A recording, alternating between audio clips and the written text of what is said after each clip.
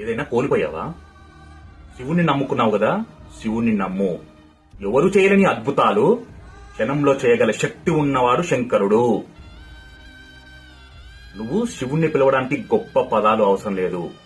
ఓం నమ శివాయ అనే పంచాక్షరి మంత్రం చాలు. పంచభూతాలను దాటేసి వస్తాడు. నీ కష్టాలను తూర్చడానికి వస్తాడు, నీ కన్నీళ్లను తూర్చడానికి వస్తాడు, నీ కష్టాలను ఎదుర్కొని నువ్వు నిలబడేలా చేస్తాడు. ఆయనని పిలవడానికి మనసులో ఉన్న భక్తి చాలు. ఓం నమ శివాయ అన్న మంత్రం చాలు. ఎక్కడున్నా వస్తాడయ్యా పరమేశ్వరుడు. గొప్ప మహానీయుడు. అందుకే ఈశ్వరుని నమ్ముకోండి, ఈశ్వరుని స్మరించండి. కష్టాలు వస్తాయి, భరించండి. నీకు కష్టాలు తీరకపోతే దేవుడు లేడు అనకండి. కష్టాలను ఎదుర్కొంటూ బ్రతుకుతున్నావు అన్నకానే దేవుడు ఉన్నాడు, శివుడు ఉన్నాడు. శివుని నమ్మండి. ఖచ్చితంగా